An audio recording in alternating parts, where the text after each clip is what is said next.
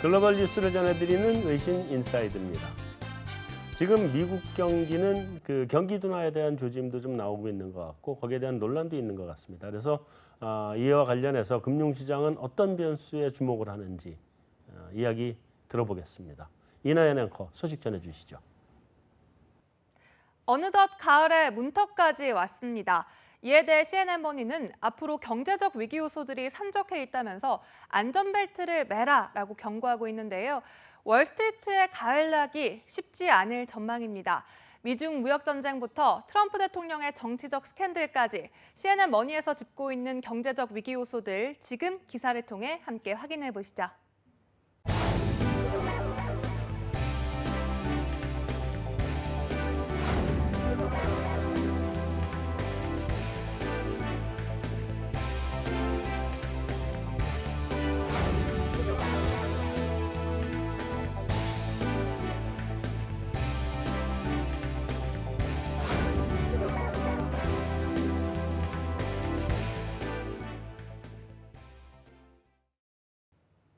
무역 전쟁은 두 국가 모두에게 파괴적이라는 점, 그리고 점점 평준화되고 있는 수익률 곡선까지 기사에서 짚어봤는데요. 실제로 매 경기 침체가 오기 전에 이 수익률 곡선은 역전되는 현상이 발생했다고 합니다. 그렇다면 우리 전문가들은 앞으로 경제 위기 요소들 어떤 것들로 바라보고 있는지 함께 얘기 나눠보도록 하겠습니다. 네, 잘 들었습니다. 감사합니다. 자, 이 첫 번째 질문은 문홍철 파트장한테 안 던질 수가 없어. 네. 여기는 지금 미국 경제 고점 얘기 계속 나오고 있는데 문 파트장은 뭐 내년에도 좋을 것 같다 지금 이러고 뭐 이러면 중시는 한동안 꺾였다가 지금 다시 또 강세장된 지가 꽤 됐죠? 그렇죠. 네. 채권은 뭐 좀 많이 금리가 약세가 된 것 같긴 하던데 생각만큼 안 가고 대통령께서 한두 마디 하면 또 떨어지고 뭐. 어떻게 보세요? 제가 개인적으로 그 미국 주식을 좀 하고 있습니다. 그건 안 걸리죠? 그거는 이제 뭐 컴플라이언스와 별로 관련 없고 다만 이제 신고는 하죠. 뭐 하고 있다. 매매도 보고 하고. 그런데 이제 제가 분명히 느끼는 게 국내 주식보다 배당을 너무 잘 줍니다. 당연히 잘 주죠. 국내랑은 비교가 안 되게 정말. 우린 배당을 너무 안 줘요. 이제 명목 배당 수익률 자체도 미국이 높은데 거기다가 자사주 매입까지 하고 이번에다가 이번에 기업들 세금을 많이 깎아줬지 않습니까? 그거 깎아준 걸로 다 갖다 자사주 매입하더라고요. 저는 너무 기분 좋더라고요. 그래서 이런데 내가 굳이 국내 투자를 해야 되나 이런 생각을 솔직히 어떤 종목인지 나중에 문자. 알겠습니다. 말씀드리겠습니다. 네. 그리고 이제 버블이라는 걱정들이 사실 된 지 한 5년 된 것 같아요. S&P는. 한 5년 전부터 계속 버블이다 이랬는데 이게 막 간단 말이죠. 그래서 저는 뭐 주식은 잘 모르지만 뭐 밸류에이션이라는 걸 이제 해야 되는데 보통 펄을 많이 쓰지 않습니까? 네. 근데 이제 퍼도 있지만 뭐 미국의 그 밸류에이션 쪽 전문으로 하시는 그 야드니 리서치의 이제 야드니라는 굉장히 유명한 학자분이 계신데 이분은 굉장히 단순하게 그냥 그때의 실업률하고 물가 두 개를 이제 더합니다. 더해서 이제 과거랑 PER을 이제 그걸 감안해서 비교를 해봤을 때 과거 2000년대 초면 이제 그 99년, 2000년의 IT 버블 당시의 금리 수준 물가와 지금의 금리 수준 물가를 고려해봤을 때 당시와 퍼가 비슷하다고 하더라도 지금 써야 되는 거죠. 그런 면에서 지금 퍼를 더 고퍼로 인정을 해줘야 된다. 좀 더 퍼가 더 가도 괜찮다. 혹은 그 당시와 비슷한 퍼더라도 인정받는 그 버블이라고 보기에는 괜찮다라고 이제 얘기를 이제 그분이 하셨는데 저는 나름 되게 신빙성이 있다고 생각을 합니다. 그런 면에서 이제 그게 또 소수견이에요. 제가 약간 소수견을 좋아하는데. 그 음모론자들이 대체로 소수견을 좋아해요. 비주류입니다. 그런 면에서 저는 뭐 제가 갖고 있어서가 아니라 미국 주식은 실적도 괜찮고 내년에도 좀 괜찮지 않을까. 다만 제가 볼 때 제가 달러 약세라고 계속 말씀드렸지 않습니까? 근데 달러가 약세로 가면 보통 그 미국 주식 대비 신흥국의 주식을 나눠요. 주가를 나눠요. 그냥 나누기 했을 때 상대 퍼포먼스가 미국이 좋을 땐 달러 강세입니다. 실제 상반기 그랬어요. 반대로 신흥국 주식이 상대적으로 좋을 때, 그러니까 떨어진다는 얘기가 아닙니다. 미국이 오르긴 오르는데 신흥국이 더 좋잖아요. 그럼 그땐 달러 약세입니다. 제가 달러 약세를 말했을 때는 신흥 주식 사이. 그게 현재로서는 좋은 트레이딩입니다. 제가 네. 볼 때는. 미국 경제 고점 얘기에 대해서 끝까지 언급을 회피하고 가시네요. 그거는 저희는 고점이라고 보진 않고요. 끝까지 언급을 회피하고 가시네요. 뭐 약간의 둔화 정도로 보고 있습니다. 알겠습니다. 미국 주식이나 경제나 다 9년째죠? 네. 주식은 지금 9년째 됐고 경제도 경제는 거의 한 10년 가까이 되죠. 10년 아직 안 됐고요. 예. 9년 조금 좀 넘어가겠습니다. 넘었죠. 그러니까 주식이란 게 항상 이제 오르락내리락은 합니다만 대세 상승은 지금까지 9년째 이어오고 있는 거 아니에요? 그렇죠. 말이 돼요? 뭐 말은 되죠. 안 될 건 없어요? 그렇죠. 그러니까 우리나라와 비교를 해보면 사실은 미국에서는 정말 기업하기가 이보다 더 좋을 수 없는 환경인 것 같고 네. 우리가 이제 트럼프의 어떤 도덕성이라던가 윤리의식 이런 거에 대해서는 상당히 낙제점을 주지만 분명히 이제 기업가 출신답게 기업을 하기에는 이보다 더 좋은 환경을 마련해 놨으니 네. 당연히 뭐 이 기업의 이익을 반영하는 주가가 잘 나가는 거는 뭐 저는 너무 당연한 것 같고요. 다만 이제 걱정되는 거는 뭐냐면 이게 영원한 건 없기 때문에 아마도 이제 이러한 흐름이 이제 지속이 되면 어디인가에서는 버블이 지금 또 만들어지고 있을 거고 사실 이제 누구나가 다 얘기하지만 이제 트럼프의 정책이 이른바 이제 재정 정책인데 네. 늘 항상 이제 재정 정책은 미래의 세대의 어떤 부를 땡겨다가 지금 한 거기 때문에 또 이제 그거에 대한 한계에 봉착할 때가 올 거거든요. 그래서 그때가 언제일 건지 고전에만 잘 빠져나오기를 이제 바랄 뿐인 거고요. 지금은 아직은 시간은 좀 더 남아 있지 않나라는 생각이 좀 들어요. 자, 지금 미국 경제 2분기가 4.2%. 네. 근데 그게 1분기가 무슨 뭐 마이너스나 뭐 0%나 뭐 이런 게 아닌 네. 2%대에 더해서 4.2잖아요. 네, 그러니까 네. 둘을 합치면 지금 한 7% 가까이 나오는 건데. 네네. 그잖아요. 둘 합쳐도 7% 가까이. 그 정도만 되면 한 3.5%. 평균. 올해 연간으로. 상반기가 예, 예. 3.5% 이렇게. 네. 3, 4분기, 4, 5분기가 급격하게 뭐 떨어진다 이것만 아니면 네.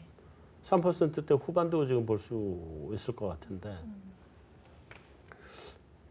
뭐 금융시장에서 뭐 걱정할 게 없는 거 아니에요? 근데 저는 미국 경제에 대해서 특별히 나쁘게 보고 있진 않은데요. 네. 이제까지 가장 최장 기간으로 주가가 올랐던 거는 조금 원론적인 얘기일 수도 있는데 사실 QE를 그 기간 동안 이례적으로 오래 했기 때문에 당연한 결과라고 보고 있거든요. 네. 네, 실제로 유동성을 공급을 어마어마하게 해주고 시중금리를 인위적으로 낮췄기 때문에 사실 이제 QE의 효과라는 거는 민간 주체들의 포트폴리오를 위험 자산으로 죄다 바꿔놓은 거잖아요. 네. 그래서 사실상 돈을 풀면 명목 가치로 표시되는 가격은 다 오를 수밖에 없습니다. 네. 그래서 사실상 유동성을 회수하지 않는다고 하면 그 명목 가격은 유지가 이제 되는 건데요. 제가 조금 우려를 하는 거는 이제 연준이 이 초과 예치금, 그러니까 초과 유동성을 이제 줄이기 시작을 합니다. 그러면 실제로 미국 시장 안에서는 유동성이 빨려 들어가는 거거든요. 그러면 더 이상 초과 유동성은 공급되지 않는 상황에서 민간이 안아야 되는 국채 물량이 이제 많아지죠. 국채 순발력 많아지고. 그럼 초과 유동성 없는 상황에서 위험 자산에 투자할 수 있는 여력은 사실 더 줄어들게 되거든요. 근데 사실 이때 가장 타격을 많이 받을 수 있는 거는 저는 미국의 어떤 기업들보다는 뭐 하이힐드 이런 데 위험할 수 있는데 사실 신흥국일 것 같아요. 예. 신흥국이 또다시 설 자리가 많이 어려워질 것 같고 저는 올해 연말이랑 내년 상반기까지 봤을 때 신흥국들 같은 경우에는 이제 더 이상 신흥국으로 수출을 통해서도 그다음에 FDI나 포트폴리오 투자를 통해서도 달러 공급이 예전처럼 안 될 겁니다. 그러면은 그동안 외화부채 발행했던 거 이제 만기 상환하는 것들 예전만큼 상환을 받기 이제 어려워질 거예요. 그래서 실제로 신흥국들의 이 달러 부채 상환 능력이 이제 테스트 받는 시점들이 하반기에 있을 것 같아요. 그래서 그런 부분들을 좀 보고 있고요. 그다음에 지금 미국 시중은행들이 5년 정기예금 금리 지금 3% 넘게 주거든요. 그 얘기는 위험 자산들이 웬만한 어떤 장밋빛 전망이 계속 더 높아지지 않으면 주가가 이제는 밸류에이션이 지탱하기가 좀 어려워지지 않았나라는 생각을 하고 있습니다. 그럼 미국 주식 가지고 있으면 팔아야 되겠네요. 참고하세요. 오싹합니다. 네, 참고하세요. 알겠습니다. 근데 만약에 그렇다 그러면 뭐 오늘 할 얘기하고 뭐 관련이 되는 얘기인데 지금 이미 베네수엘라 식당 가서 밥 먹으려면 밥 먹는 사이에 계속 가격이 밥값이 올라간다는 거잖아요. 이게 아르헨티나에 정기적으로 이런 나라에서 선불해줘 선불. 밥 먹기 전에 선불. 수익을 안 받는다 뭐, 그러고 그런 먼저 안 받는다 그러죠. 그리고 호불한다. 밥 한 끼 먹으려면 부르마로 이렇게 돈 한 지게씩 이렇게 지고 가야 되고 뭐 그런 상황이라 그러는데 그러면 아르헨티나, 뭐 베네수엘라, 터키는 원래 그런 나라라고 쳐도 네. 이런 남미 신흥국도 좀 어떻게 된다고 봐야 돼요? 그러니까 걱정이네. 지금 네 진짜로 이제는 단기 외채 상환 능력 부족한 나라들 있잖아요. 이제 남미 국가는 대부분이죠. 네, 남미 국가들이랑 이제 아시아 쪽에서는 이제 인도네시아랑 남하고 이런 나라들은 인도네시아 안 좋아요? 흔들거리? 아시아 중에서는 좀 가장 외화 쪽이 좀 가장 취약- 최근엔 안 좋았었죠. 네, 근데 가장 취약. 그 사이 거기도 좀 준비 안 했나? 지금 그쪽도 외화 부채가 좀 상당히 많이 받아놨거든요. 최근에. 외국인의 채권 비중이 되게 높아요. 인도네시아가 뭐한 35%. 인도네시아도 정기적으로 그런 나라예요, 원래. 네. GDP 대비 외화 표시 부채가 지금 40% 정도 됩니다. 인도네시아가. 근데 GDP 대비 부채랑 외화 표시의 차이점. 그러니까 아무래도 외화 표시라는 건 외국인 돈인 거잖아요. 네. 그거에 대해서 취약하는 국가가 인도네시아가 되겠고 그렇기 때문에 인도네시아 루피아가 계속 지금 힘을 못 쓰는 상황에서도 뭔가 트리거가 있을 때마다 올라가니까 지금 14,500 정도까지 올라간 상황, 역사상 최고 수준인 거죠. 그리고 인도네시아 정부는 굉장히 민감합니다. 성장은 좋잖아요, 조코노믹스 해가지고. 네. 근데 뭐 외사들이 우리나라 뭐 PD 같은 뭐 이제 국채에 대해서 어떤 의견을 하는데 JP인지 모건스탠리인지 아무튼 올해 너네는 거래 안 할 거야.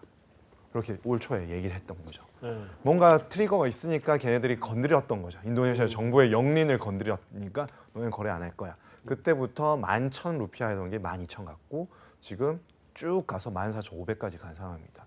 근데 지금 제일 환이 올해 안 좋았던 국가가 터키죠. 한 40% 절하됐죠. 그 다음이 지금 최근에 이제 이거랑은 별개인데 대선 때문에 안 좋은 국가 브라질이지 않습니까? 네. 브라질은 GDP 대비 부채는 높은데 외화 표시 부채는 그렇게 높지 않아요. 뭐 우리나라도 문제이긴 한데 로컬 커런시 투자 많이 하셨잖아요. 브라질 국채에 대해서.